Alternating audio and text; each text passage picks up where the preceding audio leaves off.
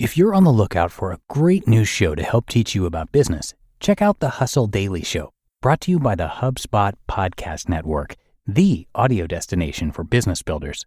The Hustle Daily Show is your daily dose of business, tech, news, and original stories to keep you in the loop on what's trending in business.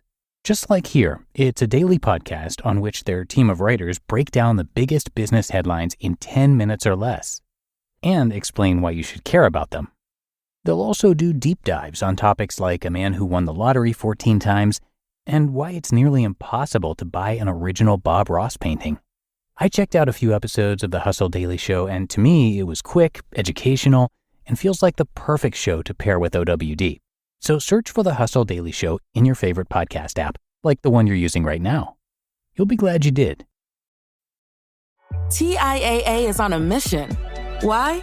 Because 54% of Black Americans don't have enough savings to retire. So in collaboration with big-name artists like Wyclef Jean, TIAA released Paper Right, new music inspiring a new financial future. With 100% of streaming sales going to a nonprofit that teaches students how to invest. Stream Paper Right now and help close the gap. This is Optimal Work Daily, episode 1221. How to be persistent and get success. Part 1 by James Altucher of jamesaltucher.com. And I'm Dan, your host and narrator, and it's great to have you back here on Optimal Work Daily, where I read to you every single day of the week, including weekends and holidays. And I've got a little bit of a longer post today, so as I usually do, I'll break it up into two parts. I'll read the first half for you right now, and then finish up the rest tomorrow. So with that, let's get right to part 1 as we optimize your life. How to be persistent and get success. Part 1 by James Altucher of jamesaltucher.com. In early 1994, I created my first website. In late 1994, I did my first corporate website. In 1995, I did my first website for money. I got $17,500 cash for a diamond wholesaler's website. I went straight to the Chelsea Hotel and gave them the money and paid for my first room of many there for a year. I couldn't believe how rich I was with that money. In 1996, we finally incorporated the company doing websites for others. At the beginning of the year, we had maybe 2 or 3 clients and 2 or 3 employees. But we grew. Everyone needed a website.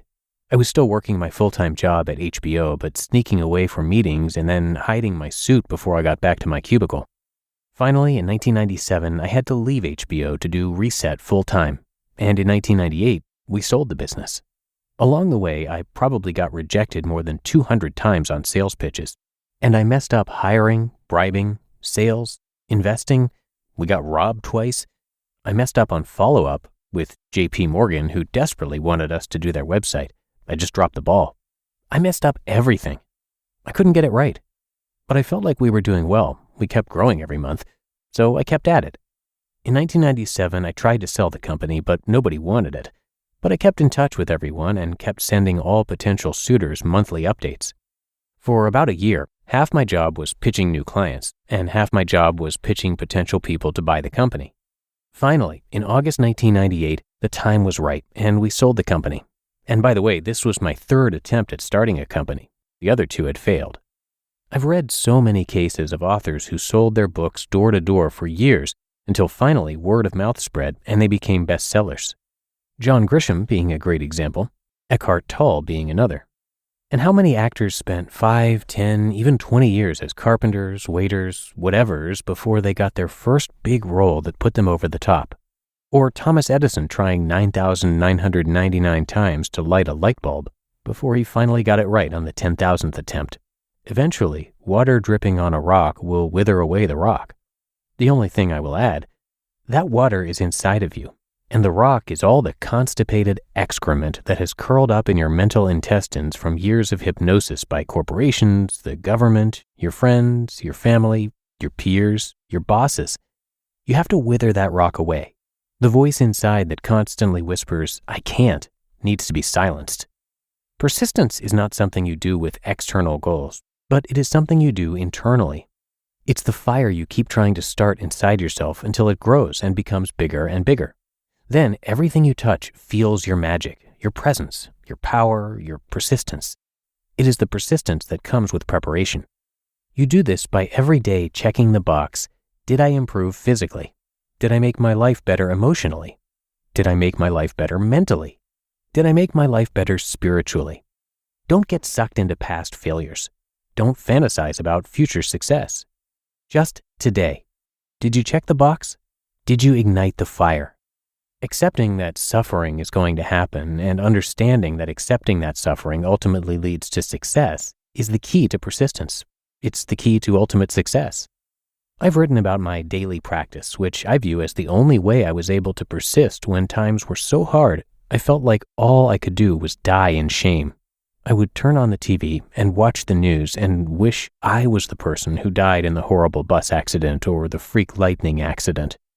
I'd be jealous of the people who had the courage to jump off bridges. How many golf balls do you have to hit before you hit a hole-in-one?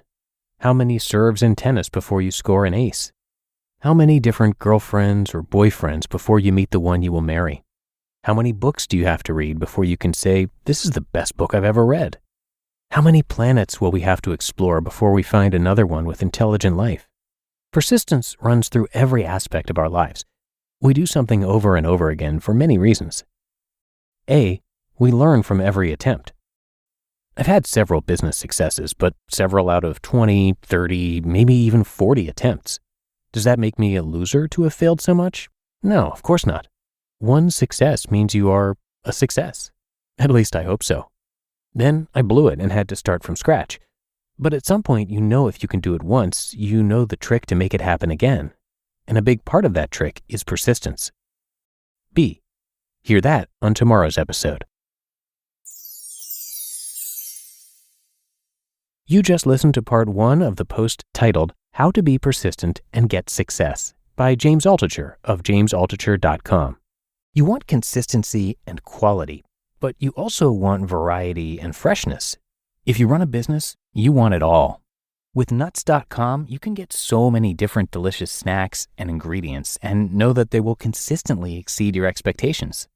Nuts.com is your one-stop shop for the highest quality foods for business. They offer delicious office snacks, corporate gifts, and wholesale ingredients. And over 50,000 companies choose nuts.com for their business needs, from offices to hotels to restaurants and retail stores. And we've even loved their product as remote workers. Nuts.com has sent us plenty of snacks that keep us energized and focused so we can deliver the best work that we can. Nuts.com makes ordering for your business quick and easy. Right now, Nuts.com is offering new business customers a free gift with purchase and free shipping on orders of $125 or more at nuts.com/OWD. So go check out all the delicious options at nuts.com/OWD. You'll get that free gift and free shipping when you spend $125 or more. That's nuts.com/OWD. Shipping can make or break a sale, so optimize how you ship your orders with ShipStation. They make it easy to automate and manage orders no matter how big your business grows. And they might even be able to help reduce shipping and warehouse costs. So optimize and keep up your momentum for growth with ShipStation. Sign up for your free 60-day trial now at ShipStation.com and use the code POD. That's ShipStation.com with the code POD. And thank you to James, who is an entrepreneur, writer, investor, trader, and podcaster. On his podcast, he has interviews with a bunch of talented people like Nancy Cartwright, Sarah Blakely, Tony Robbins, Ariana Huffington, and many more. That podcast is called The James Altucher Show, and you can always find it in the top charts of the business category over at Apple Podcasts for very good reason. He's published 20 books and founded or co-founded over 20 companies. So come on by jamesaltucher.com to learn and read a lot more. That's Altucher, Altucher. James always has a unique take on things. So that's going to do it for this episode. I hope you enjoyed it and that you'll tune in tomorrow for the continuation, part 2 of this post. And that's where your optimal life awaits.